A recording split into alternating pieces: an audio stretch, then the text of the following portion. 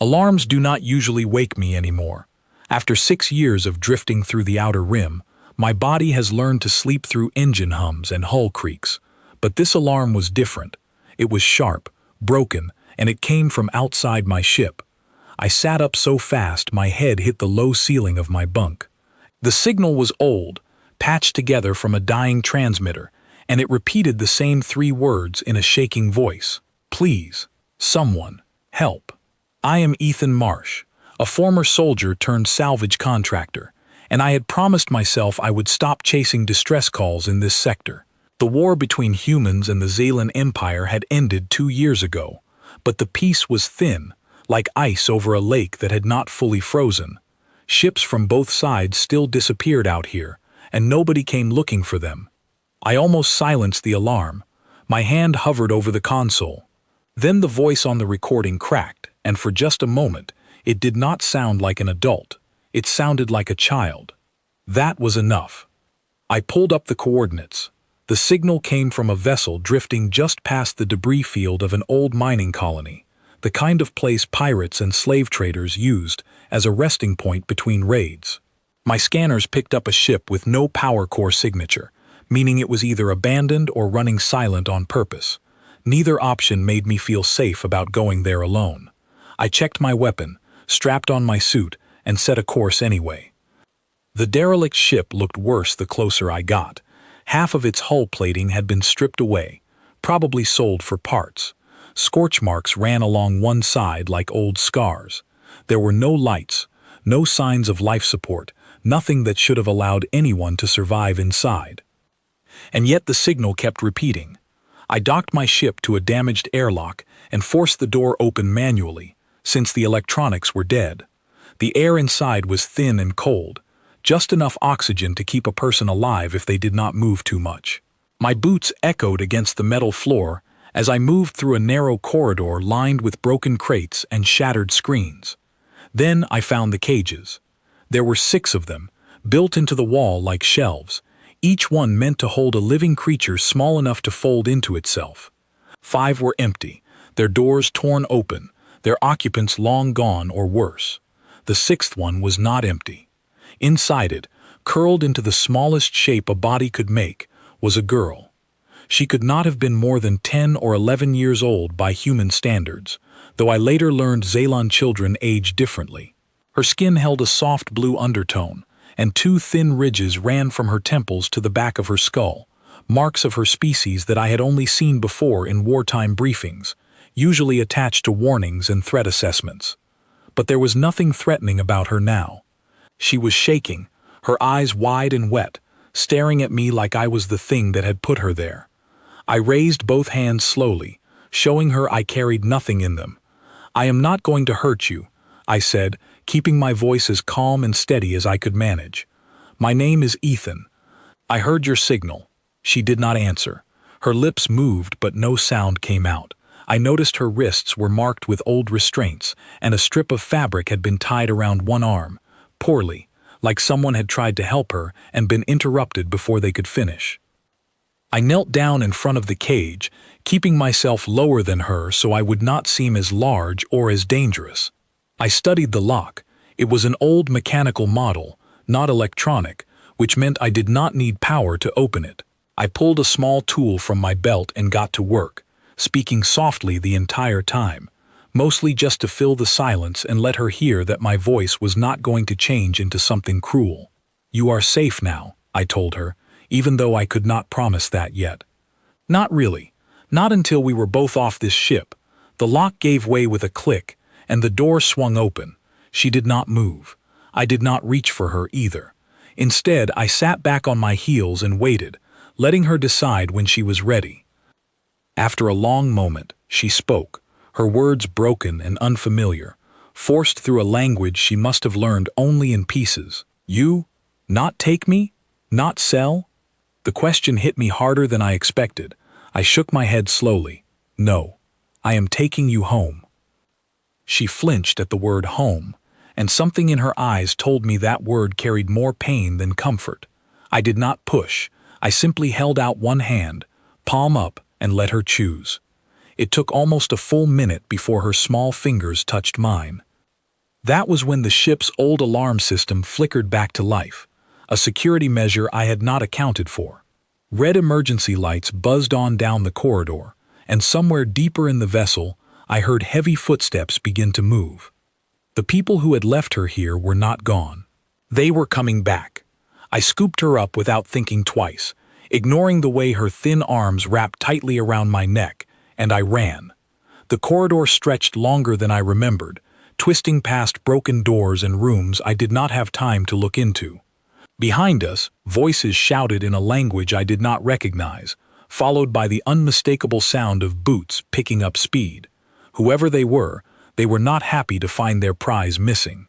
I reached the airlock just as the first shot cracked against the wall beside us, close enough that sparks scattered across my shoulder. I did not stop moving. I shoved through the airlock, sealed it behind me with the last bit of power in my portable kit, and half fell into my own ship, still holding on to the girl like she might disappear if I let go. "Get us out of here," I said to my ship's system, and the engines answered instantly, pulling us free of the derelict just as another shot slammed uselessly into the hull plating we had already left behind. For a long moment, neither of us said anything. The girl sat curled in the corner of my cockpit, watching me with cautious eyes, as if waiting to see whether I would turn out to be just another version of the people she had escaped.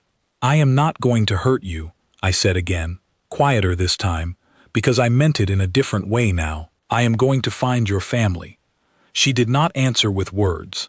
Instead, she reached up and touched the small scar on my shoulder where the shot had grazed me, her fingers gentle, almost disbelieving, as though she could not understand why a stranger would take a wound meant for her. Outside the viewport, the derelict ship shrank into the darkness behind us, and for the first time since the alarm had woken me, I let myself breathe. Whatever came next, I already knew I was not turning back. The girl did not sleep for the first 6 hours. She sat pressed into the corner of my cockpit seat, knees pulled to her chest, watching every move I made, like she expected me to change my mind about helping her. I did not blame her. Trust is not something you hand over easily after cages and chains. I kept my movements slow and predictable. I made a small meal from my ration stores. Nothing fancy, just warmed grain and dried fruit, and I set it down on the seat between us, instead of handing it directly to her. She stared at the food for a long time before finally reaching for it, eating quickly, almost desperately, like she was afraid it might vanish. "You have a name?" I asked gently, once she had finished eating. She hesitated, glancing at me sideways. "Vera," she said finally, her voice barely above a whisper. "Vera," I repeated, and something in her posture eased slightly, as if hearing her own name spoken kindly again reminded her that she was still a person, not just cargo. "I am Ethan," I said again, even though I had told her before. Sometimes things need to be said more than once, before they feel real. Over the following hours, I learned that patience mattered more than words. Vera flinched whenever I moved too quickly, and she watched the cockpit door like she expected someone to burst through it at any moment. I made sure to move slowly, to keep my hands visible, and to explain out loud what I was doing before I did it, even simple things like adjusting the ship's temperature or checking our fuel levels. Slowly, she began to relax. By the second day, she had stopped flinching every time I stood up. By the third, she had started asking small questions, pointing at buttons on my console and waiting for me to explain what they did. "This makes ship go fast?" she asked, pointing at the thrust controls. "That one, yes," I said, smiling despite myself. "This one keeps us breathing, and this one tells us if anyone is following us." "Is anyone following us?" she asked, her voice tightening. "Not yet," I said honestly, "but we should not stay in one place too long, just in case." She nodded, accepting the answer with the kind of seriousness that no child her age should have to carry. It made my chest ache in a way I had not felt in years, not since before the war took something from me that I never talked about with anyone. I did not plan to tell her about my own daughter. It slipped out one evening, when Vera asked why I had come for her at all, when so many other ships must have passed that derelict without stopping. "I had a daughter once," I said quietly, staring out at the stars instead of at her. She was taken from me during the war, not by your people, by mine in a way. A mistake, they called it, a cost of doing what needed to be done. Vera was silent for a long moment. I am sorry, she finally said, her broken words carrying more sincerity than most full sentences I had heard in years. I could not save her, I continued, forcing the words out even though they hurt. But when I heard your voice on that signal, I thought maybe I could save someone else's daughter instead. Vera did not say anything else that night, but she moved from the far corner of the cockpit to the seat beside mine, close enough that our shoulders almost touched, and she stayed there until she fell asleep. Over the next several days, our journey settled into something resembling a routine, though danger was never far behind us. We had to alter course twice when my scanners picked up unregistered ships trailing at a distance, likely scouts sent by the traders searching for their lost cargo. Each time, I dropped into an asteroid field or cut our engine signature low enough to disappear from their sensors. And each time, Vera sat quietly beside me, gripping the edge of her seat, trusting me to get us through it. She began teaching me small pieces of her language in return for the pieces of mine I offered.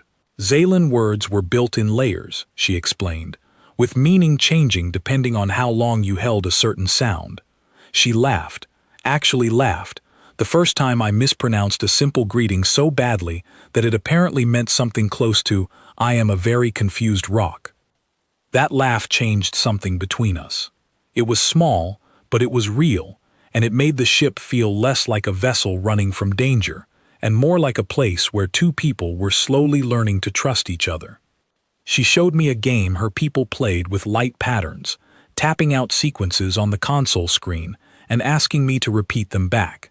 I taught her a simple card game I remembered from childhood, using an old deck I kept for long trips. She was terrible at bluffing, her expressions giving away every hand she held, but she loved playing anyway, and something about her delight in something so ordinary reminded me that despite everything she had been through, she was still just a child underneath all that fear. It was during one of these quiet moments that she finally opened up about her life before the cage. She spoke carefully, piecing together words in a language still new to her, but the picture she painted was clear enough.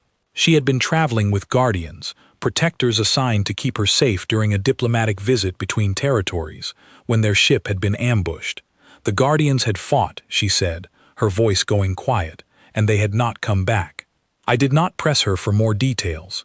Some wounds needed time before they could be spoken about fully, and I understood that better than most. What I did notice, though, was the way she spoke about her mother. Every mention came wrapped in a mixture of longing and fear, longing for the comfort of home, fear that too much time had passed, that her mother might have already given up hope of finding her. "She will not have given up," I told her one night, though I had no way of knowing that for certain. Mothers do not give up, not on their children. Vera looked at me for a long moment, her eyes searching mine as if trying to decide whether I believed what I was saying or simply hoped it was true. "You did not give up," she said finally. "Even for a daughter who was already gone, you did not stop caring." I did not have an answer for that. I simply nodded, and she seemed to accept the silence as its own kind of truth. By the end of the first week, Vera had stopped watching the door and started watching the stars instead, tracing constellations with her finger against the viewport glass, asking me the names humans had given them, offering the names her own people used in return. It struck me, somewhere in the quiet space between one star and the next, that we had built something neither of us expected to find out here, in the cold dark of unclaimed space. Not just a rescue, something closer to family, however strange and temporary it might turn out to be. But comfort never lasts long in border space, and on the 8th night, my scanners picked up something that made my blood run cold. A ship, larger than anything we had encountered so far, sitting directly along our projected course, its configuration unmistakably Xalan military. Vera saw my face change and sat up immediately, alert in a way that told me she had learned to read danger long before I met her. "What is it?" she asked. I looked at the screen, then at her, weighing what to say. That, I said slowly, might be trouble. Or it might be exactly what we have been looking for this whole time. She did not look away from the screen, her small hands curling into fists in her lap. "Take me home," she said quietly. "Whatever happens, please." I nodded once, set a new course toward the looming shape ahead of us, and hoped that whatever waited on the other side of that encounter would recognize a rescue when it saw one, instead of mistaking it for something far more dangerous. The ship on my scanners did not move toward us right away. It sat still, engines idling, the way a predator waits before deciding whether prey is worth the chase. I cut our thrust to a crawl and angled us behind a slow-moving cluster of ice debris, hoping the extra clutter on their sensors would buy us time to think. "It is not coming closer," I said quietly, watching the readout. "That might mean it has not seen us yet."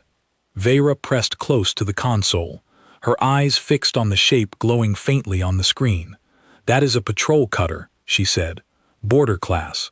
They stop ships coming from outside territory." "Is that good or bad?" I asked. She hesitated.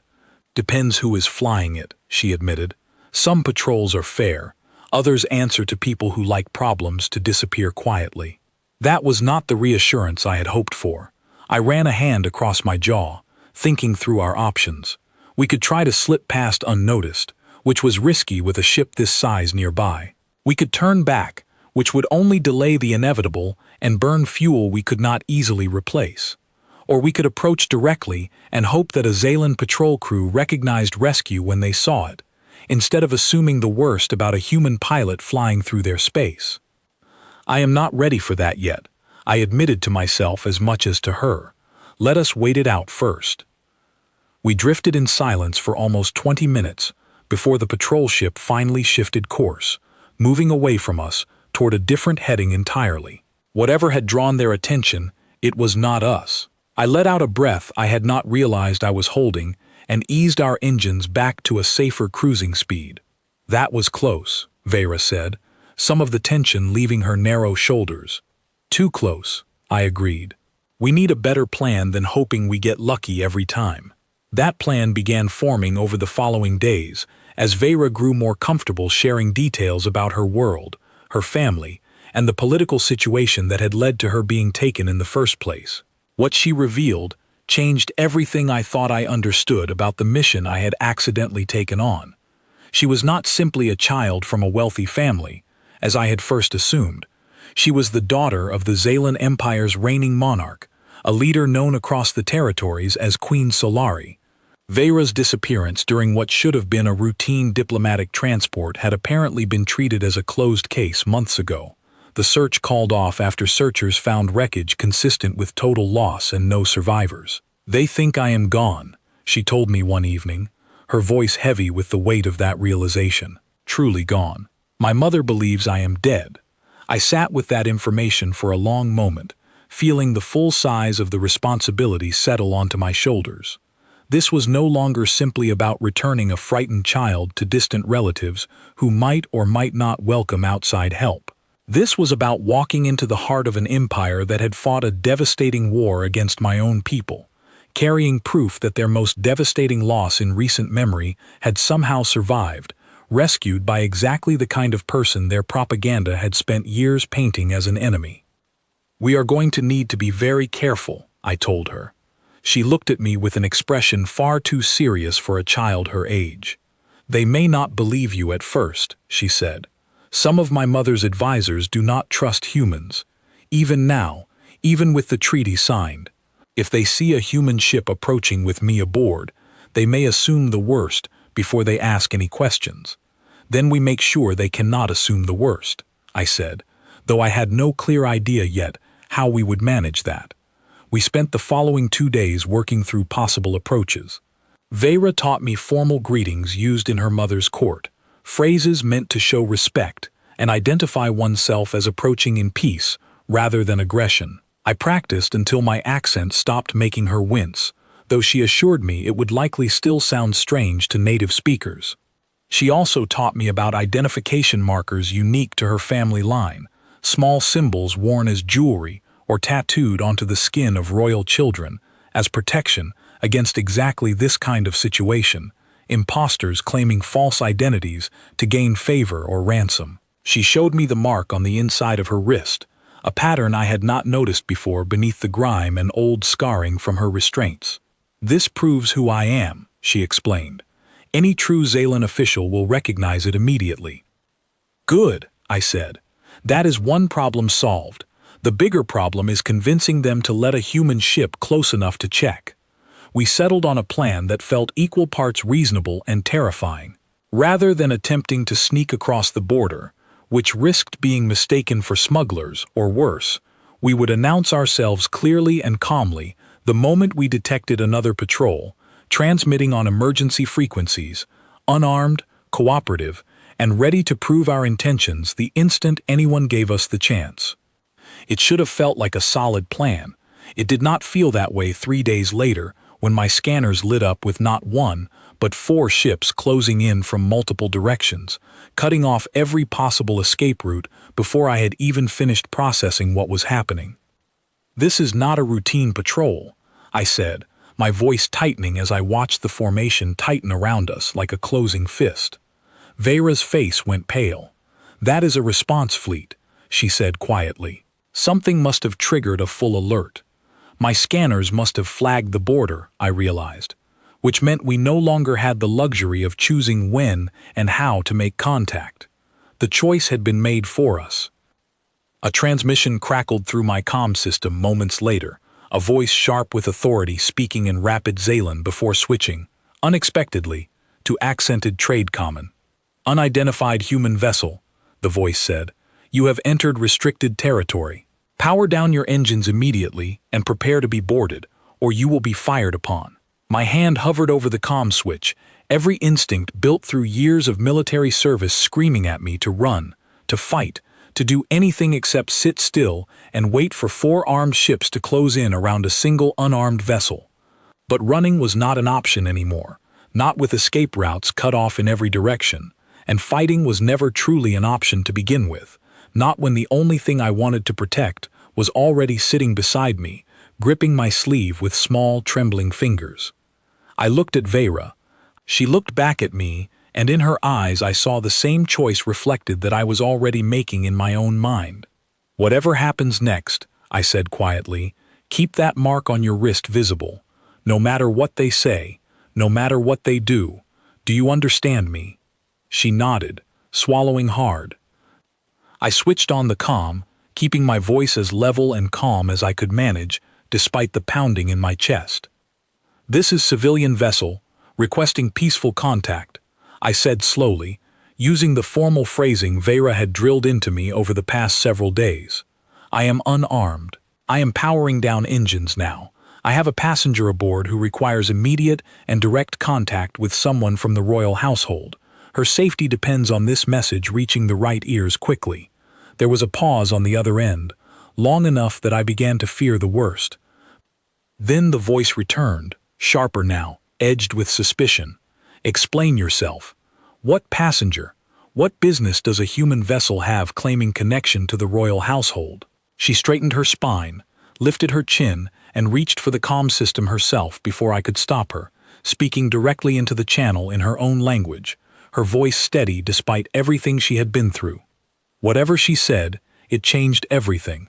The silence that followed stretched long and heavy, and when the voice finally responded again, all trace of suspicion had drained away, replaced by something closer to disbelief. "Confirm your identity," the voice said, quieter now, almost unwilling to hope. "Confirm it again."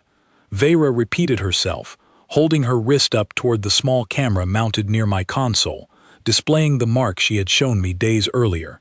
The silence that followed was the longest of the entire journey. Then, finally, the voice spoke again, no longer sharp, no longer suspicious, but trembling with something that sounded almost like disbelief mixed with hope.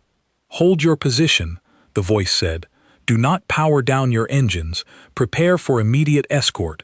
We are bringing you directly to the flagship." Vera turned to me, her eyes wide, her breath coming fast. "They believe me," she whispered.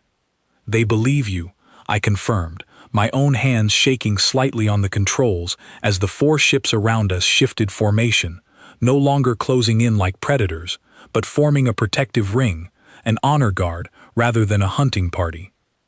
For the first time since I had pulled her out of that cage, I allowed myself to believe we might actually make it home.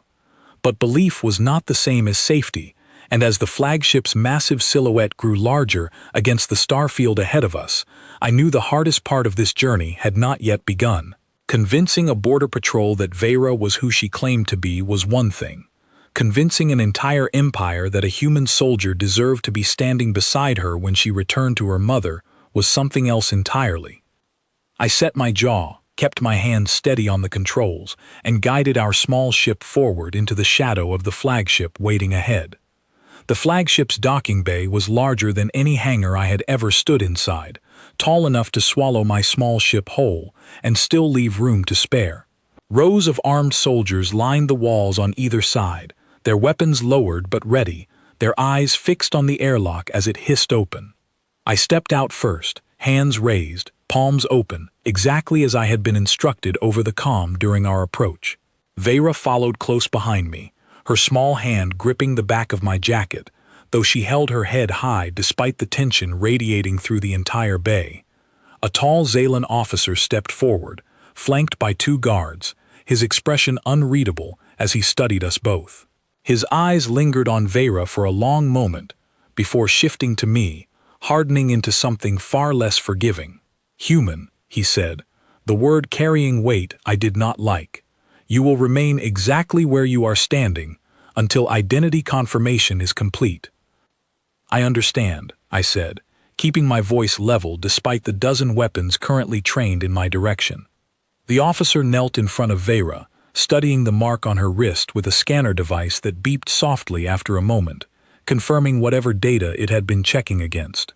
His composure cracked slightly, just for a heartbeat, before he straightened and turned to the soldiers behind him. "Confirmed," he said, his voice tight with barely controlled emotion. "Send word to the bridge immediately.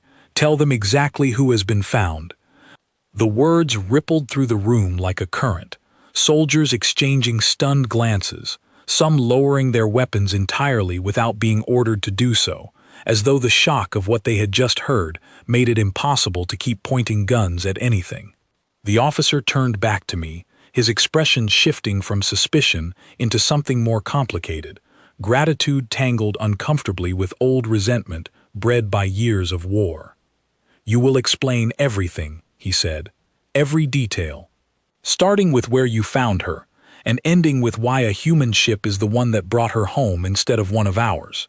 "I am ready to explain whatever you need," I said, "but she needs food, rest and medical attention before anything else. That comes first." The officer studied me for a long moment, clearly unaccustomed to a human giving instructions inside a Zealand military vessel, but something in my tone, or perhaps something in the way Vera still held tightly to my sleeve, must have convinced him, because he nodded once and gestured for a medical team to step forward. Vera did not let go of me easily. When the medical officer reached for her, she flinched and pulled back closer to my side, her earlier confidence cracking under the weight of unfamiliar faces and cold, clinical hands. "It is all right," I told her gently, kneeling down to her level despite the guards watching every movement I made. "These people are here to help you. I am not going anywhere. I will be right here the entire time." She looked at me for a long moment, searching my face the way she had done back on that derelict ship when she first decided to trust me, before finally nodding and allowing the medical team to guide her toward a private examination area, though she looked back over her shoulder twice before disappearing through the doorway. The officer remained with me, along with 2 guards who never lowered their weapons completely, watching me with the wary caution of soldiers who had spent years being told humans could not be trusted. "Start from the beginning," the officer said. "Leave nothing out."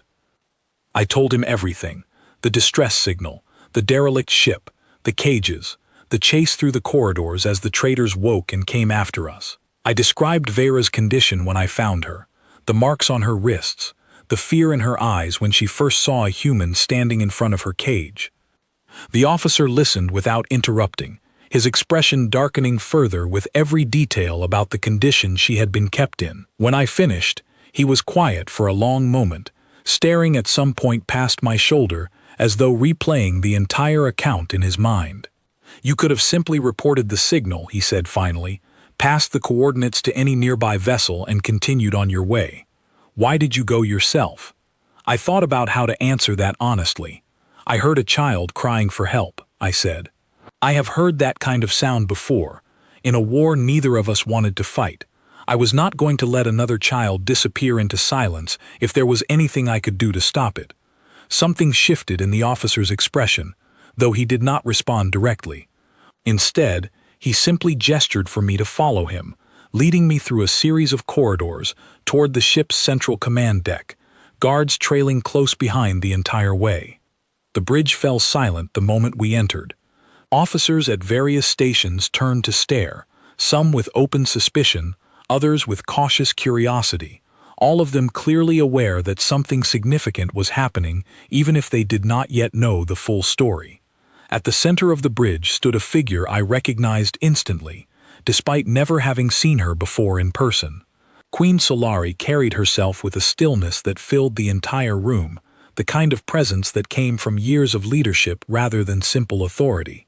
Her eyes, when they found mine, were sharp and assessing, carrying none of the open hostility I had braced myself for, but none of the warmth either. Just careful, guarded attention. "You are the human who claims to have found my daughter," she said, her voice measured and precise. "I do not claim it," I said.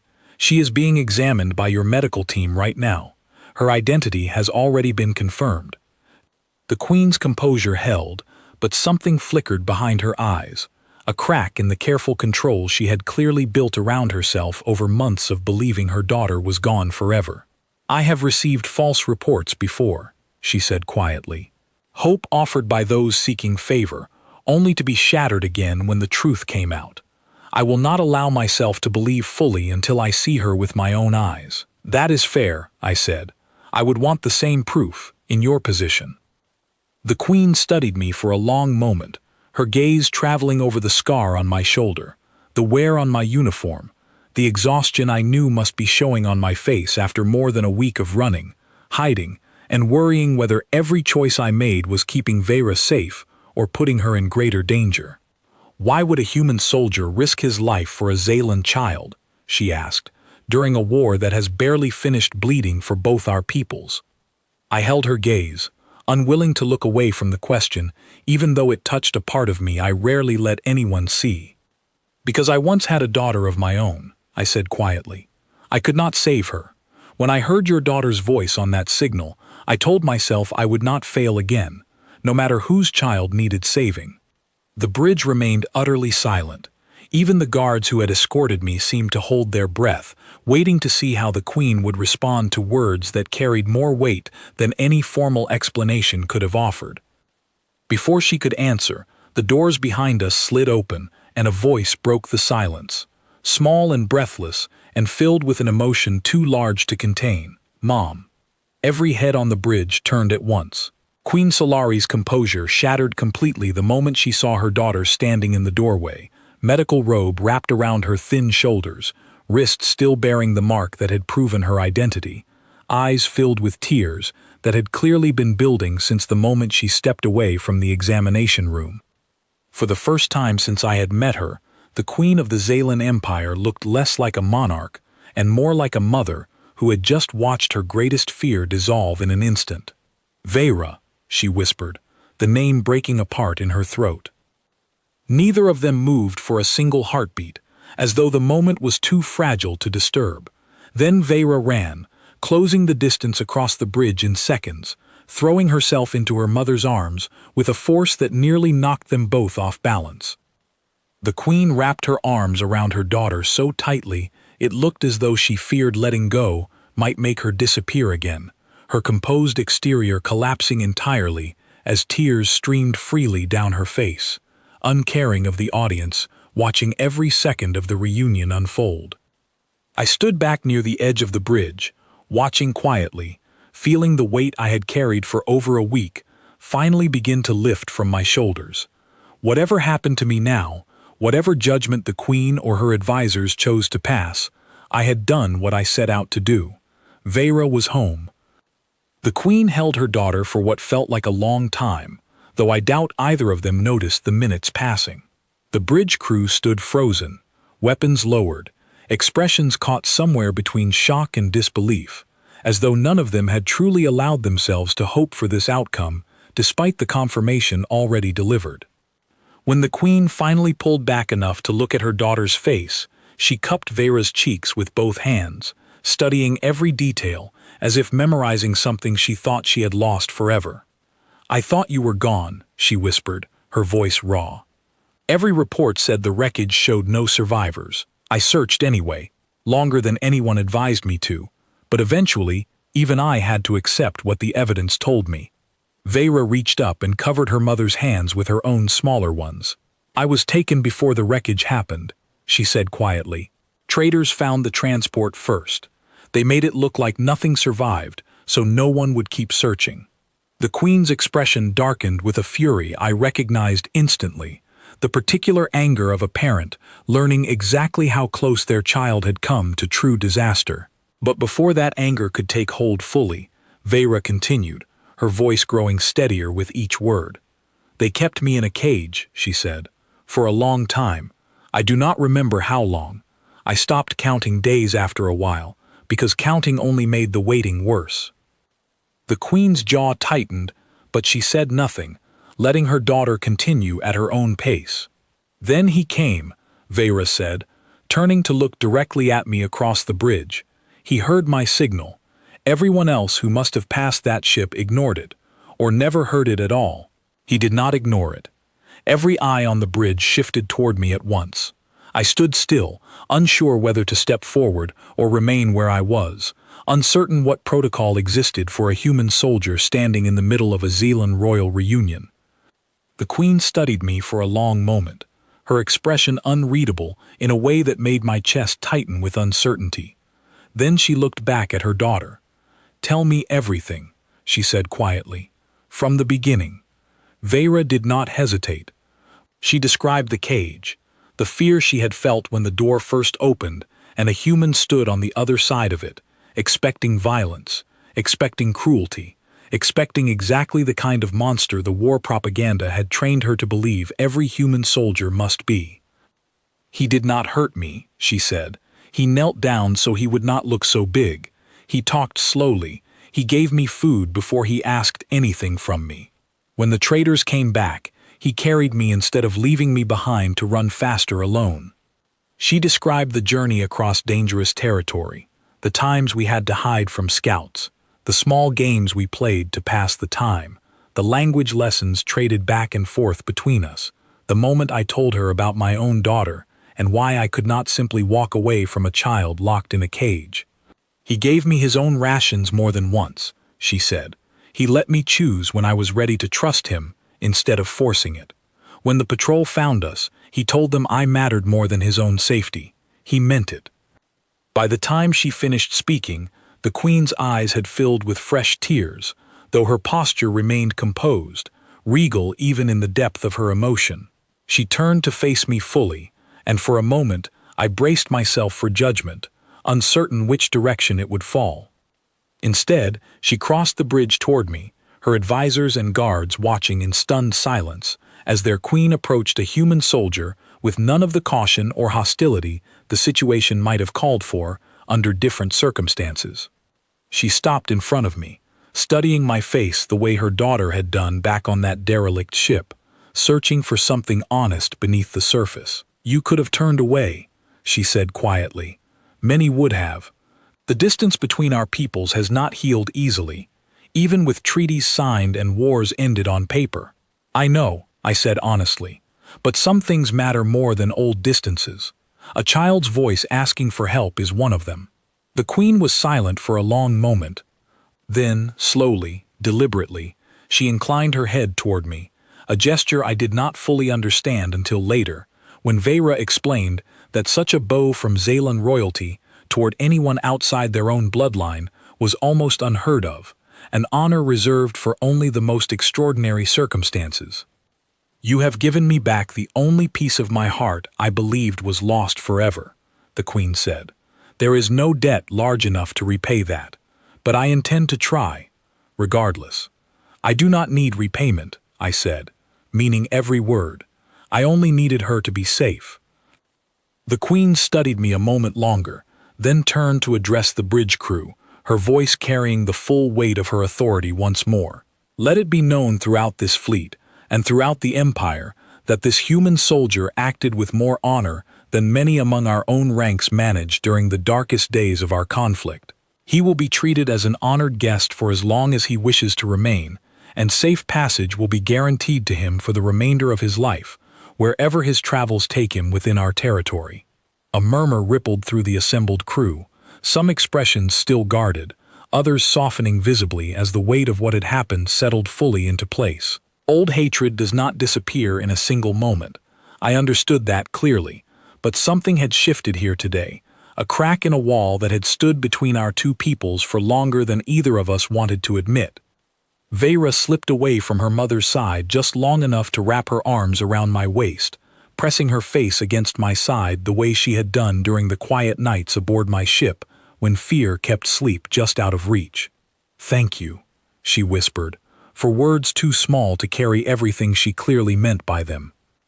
I knelt down to her level one more time, the way I had done back in that cold, dark cargo hold when I first found her curled into the smallest shape a frightened child could make. "You do not need to thank me," I told her. "You survived everything they put you through, and you still trusted enough to let a stranger help you home. That took more courage than anything I did." She pulled back slightly, studying my face with the same searching expression she had worn since the very beginning of our journey together. "Will I see you again?" she asked. "Once you leave?"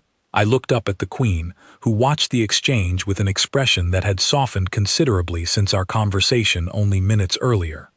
"That depends on whether your mother is willing to let a human stick around long enough to make sure you are settling in all right," I said, half joking, though part of me meant it entirely.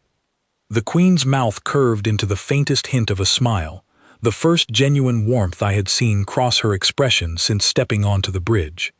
"I believe an arrangement can be made," she said, "given the circumstances." Vera's face lit up with a smile so bright it nearly undid me completely, considering everything we had survived together to reach this single moment. In the days that followed, I remained aboard the flagship as Vera recovered fully under proper medical care, her strength and color returning steadily as fear gave way to safety, and safety slowly gave way to something resembling ordinary childhood again. She showed me around portions of the ship I had never expected to see as a human, introducing me to members of the crew who greeted me with cautious respect rather than open hostility, a change that still felt strange every time it happened. The Queen and I spoke several more times during those days, conversations that began stiffly, weighted down by years of conflict between our peoples, but gradually loosened into something closer to genuine understanding. She asked about my own daughter eventually, listening quietly as I told her the story I rarely shared with anyone, and when I finished, she said something I have carried with me ever since.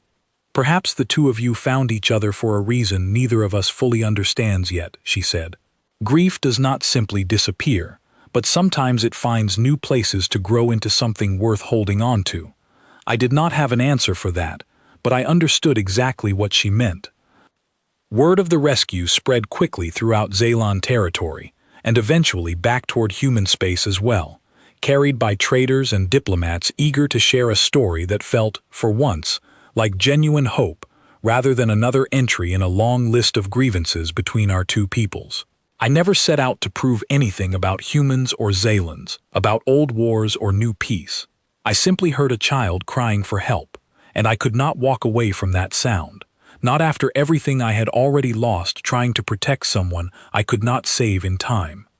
Sitting now in quarters aboard a Zalon flagship, further from human territory than I ever imagined I would travel, I think back to that first alarm that woke me from sleep, the one I almost silenced without a second thought. I think about how close I came to letting that signal fade into silence, to letting Vera remain in that cage a little longer, while I told myself it was not my problem to solve, not my war to fight anymore. I am grateful, every single day, that some small part of me refused to accept that excuse.